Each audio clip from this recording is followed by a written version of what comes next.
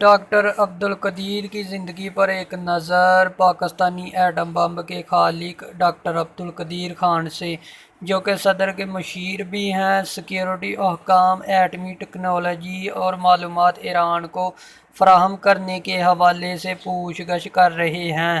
Doctor قدیر خان 15 برس Europe میں رہنے کے دوران مغربی ٹیکنیکل یونیورسٹی ہالینڈ کی یونیورسٹی آف ڈیلفٹ اور بیلجیم کی یونیورسٹی آف لیون میں پڑھنے کے بعد 1976 میں واپس پاکستان آ گئے۔ ڈاکٹر خان ہالینڈ سے ماسٹرز آف سائنس جبکہ بیلجیم سے ڈاکٹریٹ آف انجینئرنگ کی اسناد حاصل کرنے کے بعد 31 مئی 1976 میں انہوں نے انجینئرنگ ریسرچ لیبارٹریز میں شمولیت اختیار کی۔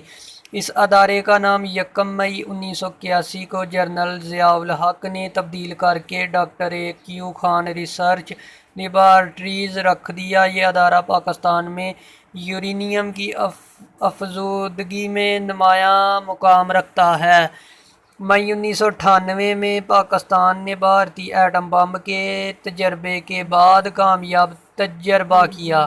بلوچستان کے شہر چاگی کے پہاڑوں میں ہونے والے اس تجربے کی نگرانی ڈاکٹر قدیر خان نے ہی کی تھی۔ کہوٹہ ریسرچ لیبارٹریز نے نہ صرف ایٹم بم بنایا بلکہ پاکستان کے لیے 1000 کلومیٹر دور تک مار کرنے والے گوری میزائل سمیت چھوٹی اور درمیانی رینج تک مار کرنے والے متعدد میزائل تیار کرنے میں بھی اہم کردار ادا کیا۔ ادارے نہ 50 کلومیٹر تک مار کرنے والے multi barrel rocket launchers, laser range finder, laser threat sensor, digital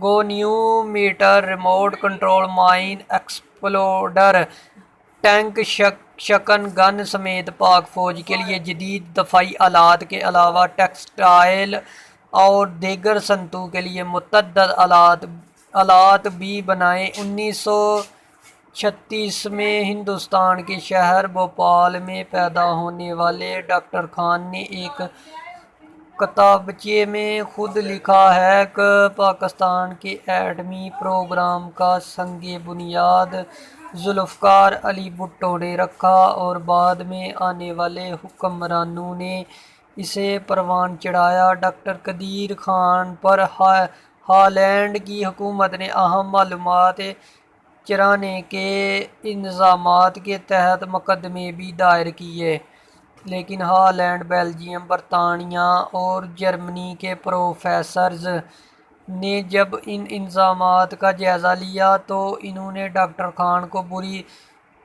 بری کرنے کی سفارش کرتے ہوئے کہا کہ جن معلومات کو چڑھانے کی بنا پر مقدمہ داخل کیا گیا وہ عام اور کتابوں میں موجود ہے، جس کے بعد ہالینڈ کی عدالت عالیہ نے ان کو باعزت بری کر دیا تھا۔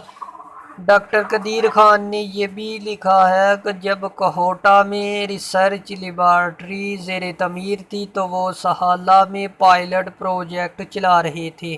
اس وقت فرانسیسی فرسٹ سیکریٹری فوکو کہوٹہ کے ممنوعہ علاقے میں بغیر اجازت گھس آئے تھے، جس پر ان کی مار کٹائی ہوئی اور پتہ چلا کہ وہ CIA کے لیے کام کرتے تھے۔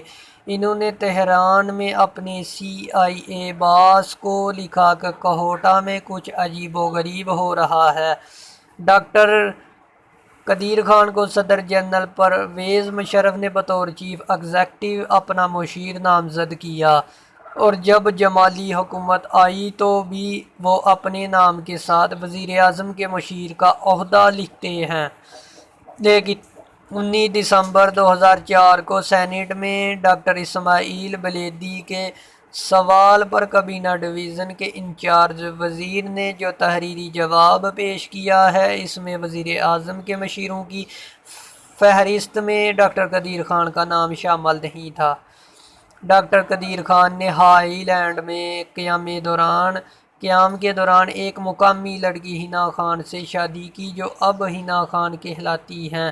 اور جن سے ان کی 2 بیٹیاں ہوئیں۔ دونوں بیٹیاں شادی شدہ ہیں۔ اب تو ڈاکٹر قدیر خان نانا بن گئے ہیں۔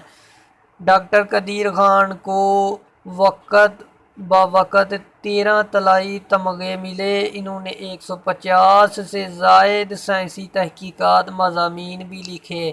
1993 میں کراچی یونیورسٹی نے ڈاکٹر قدیر خان کو ڈاکٹر آف سائنس کی اعزازی سند دی تھی۔